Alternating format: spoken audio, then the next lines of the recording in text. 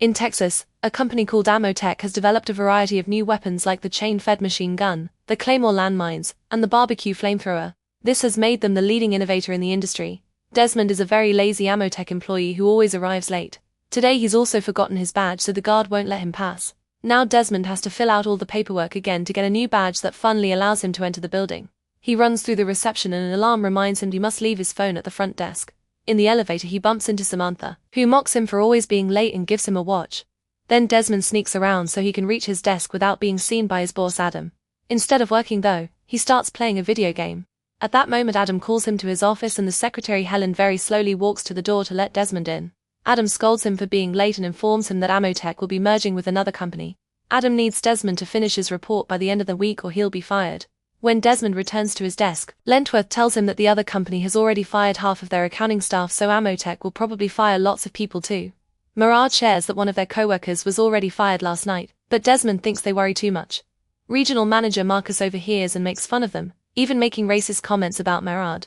He's happy because the merging will probably get him a promotion, and the others point out it's only because he's the owner's nephew. At that moment Lentworth is called to the manager's office, and Desmond finally starts his report. However, he's interrupted by a call asking him to go to the lab. On his way there, Desmond remembers the rules to survive at the office. Always carry a clipboard to look busy and answer questions with technical language to throw the person off. When Bob throws Desmond a ball and asks for inspiration for slogans, Desmond says something really dumb so they won't ask again. In the lab, Nicholas asks about the pieces he needs for his robot and Desmond pretends he's working on the order while remembering another rule: the one processing orders is in power. After reminding Desmond that he asked for those pieces months ago, a frustrated Nicholas tests a new weapon on a dead pig and the blood splashes on Desmond. At that moment another scientist calls Nicholas to discuss something important. Desmond carefully sneaks around and loses his paperwork on purpose by throwing it in the trash. He overhears the scientist talking about some experiment that isn't ready and they close the door when they see him. Afterward Desmond hides in the closet to smoke with Ralph and Lentworth, who has just been fired.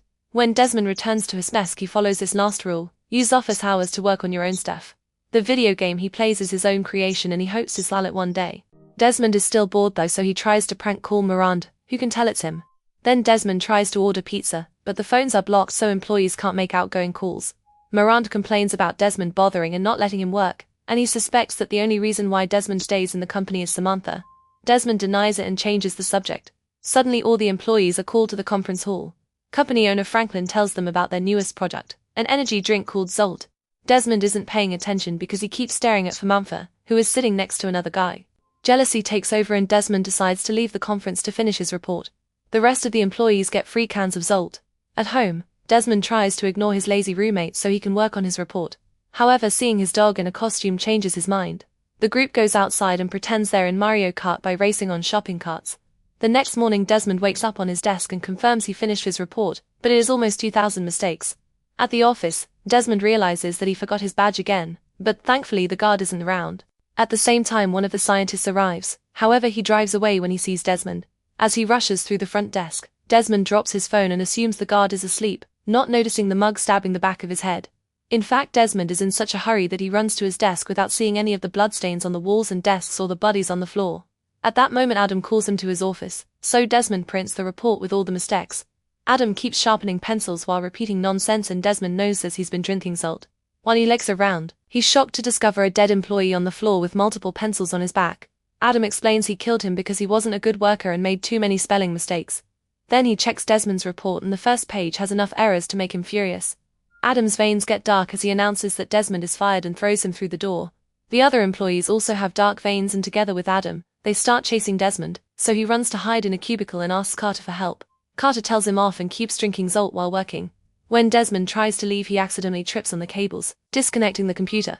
Carter freaks out because he didn't save his work and throws the monitor at Desmond, who dodges it before he's grabbed by the neck and thrown as well. Desmond throws a trash can at Carter to make him fall and when Carter looks up, he has thumbtacks stuck in his face.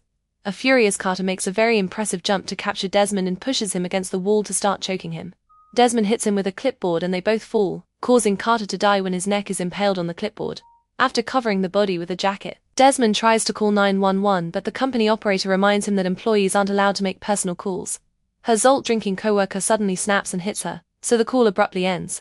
Desmond then gets a clipboard and starts walking around the office looking busy while his coworkers keep attacking each other all over the place. The marketing team is playing with a man's head today and Bob throws it at Desmond, once again asking for ideas. Desmond gives them something very basic so they'll leave him alone and rushes down the stairs. At that moment his wash alarm rings and he remembers Samantha, so he runs to her office instead. Since she has her earbuds on, she hasn't heard the chaos. Desmond tells her they need to leave, only for Samantha to snap at him as her veins get black. Then Desmond notices a can of salt on the desk and Samantha tries to drink more, so Desmond tries to take the can away. Samantha pulls at the same time, causing the salt to spill. A furious Samantha punches Desmond in the groin and throws him on the floor before turning normal without a memory of her outburst. Desmond insists they need to leave and accidentally breaks a picture frame as he stands up, angering Samantha again. She jumps on him and smashes him against the furniture before throwing him on the desk. As she climbs on him to get naughty, Desmond grabs a book to knock her out.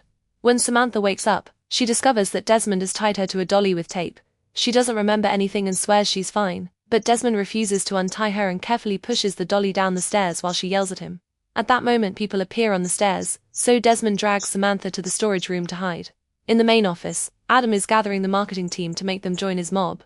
Samantha screams and Desmond covers her mouth, but it's too late. Mara jumps on him and a fight ensues. After some struggle, Adam corners him against the furniture and asks him if he's drunk salt, but Mara explains he hasn't because he's fasting for a religious holiday. Samantha keeps making noises and bites Desmond's hand, so Mara thinks they should kill her. Meanwhile, Bob is arguing with Adam because the marketing team doesn't want someone from accounting as their leader. Bob lists all the cool things his team has done for the company and throws an empty can at Adam, telling him to recycle it.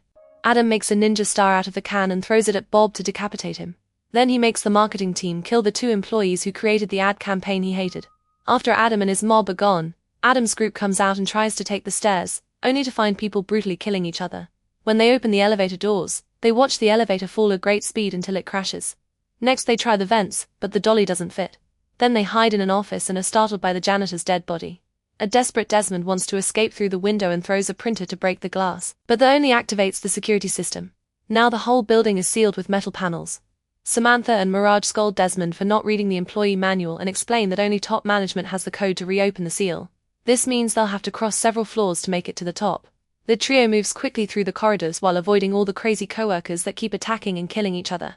To go unnoticed, the group keeps yelling things that make them mad. Eventually they reach the top floor and find Helen, who doesn't move fast even after drinking salt. Desmond brings her down by hitting her with a vase, and while the group discusses what to do, her body disappears. Suddenly Helen jumps on Miranda from behind and he freaks out, moving around until he hits her face on the wall. Helen collapses and the group keeps moving. In the human resources department, the employees are killing a worker for sending an email with the emoticons. Once the person is dead, they go back to work. Lentworth suddenly appears asking for his check and drops his box of personal belongings in shock when he sees the body on the floor. The noise anquers the employees, who corner him against the wall. Desmond runs to his boss's office and pretends to be Adam on the speakers, telling the human resources department that they're needed in the conference room. The angry crowd almost leaves, but Desmond invents a bunch of lingo and they can tell it's a lie, so they want to go after him. Samantha comes out of hiding and starts sharing all the gossip she knows about this department, causing them to turn against each other. Afterward, Desmond's group moves to the office with the most dangerous employees, the sales representatives. The manager's door is behind them, so the group will have to fight them. First they go looking for weapons in the supplies closet and transform a bunch of random objects into useful protection.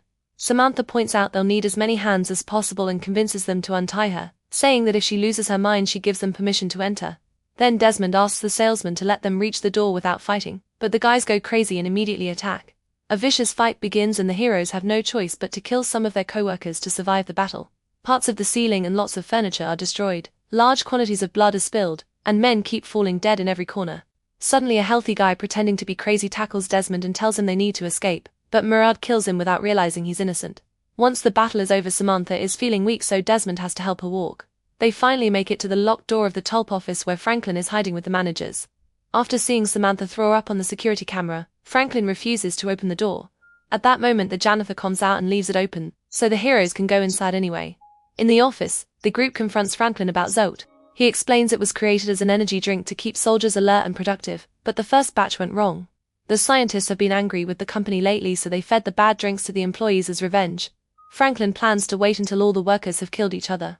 Desmond gets furious because he wants to save Samantha, whose condition is getting worse. Franklin tells him that the only one who can make an antidote is Nicholas because he created the drink. At that moment Adam and his mob appear outside and ask Franklin to turn off the security system. Franklin refuses and isn't afraid of them because the doors are made of steel. However, Adam notices that the walls are made of wood and the mob starts destroying them. Desmond wants to move the furniture to block them, but he can't do it alone. Murad is ready to give up. so Desmond gives him a speech about friendship and convinces him to help. Next, Desmond asks Frentworth, who has started to drink salt to keep his job. While Desmond chases him around the room, the managers rush to move the furniture to cover the holes to no avail. Lentworth almost attacks Desmond, but he realizes what he's doing and runs to meet the mob instead, saying he's one of them. However, they receive him by hitting him with an axe, instantly killing him. Once the hole is big enough, the mob starts getting in, so Desmond and Mirage run to hide with Samantha in the other room. Franklin pulls out his shotgun and starts killing workers, but there are too many of them to fight alone, so he runs to the other room too while the managers get killed. The mob immediately follows him, so Franklin shoots them as they cross the door, but one of them still manages to tackle him and Desmond has to rescue him. An employee then tries to choke Desmond, so Franklin shoots him down. This distraction allows Adam to get close enough to cut Franklin's hand off with an axe. As Franklin collapses, Adam takes his gun too and blows his head up. Now he wants the mob to kill the heroes too, so Desmond says they'll quit if he lets them go. Adam refuses, revealing he wants to conquer the whole world and not just the company. After Adam leaves the room with most of the mob, Desmond grabs the gun and shoots a bowl full of bullets, creating an explosion that brings down the remaining enemies. Suddenly Samantha collapses and her brains start getting dark. She explains she doesn't feel well and asks Desmond to enter before passing out. Using Franklin's fingertip, Adam finally lifts the security on the building. Then he makes the mob gather all the weapons they can find in the warehouse because the next step is total saturation of all markets. The boys take Samantha to the lab and find Nicholas, who gets punched by Desmond. Nicholas explains it was the other scientist who sent the drinks to the employees and reveals the experiment went bad because Desmond didn't make the order in time. Then he scans Samantha's brain and confirms she can recover because she didn't drink much, but everyone else is a lost cause. Samantha needs the antidote in the next 30 minutes or her brain will fail as well, and the chemical Nicholas needs is in the warehouse with all the crazy people.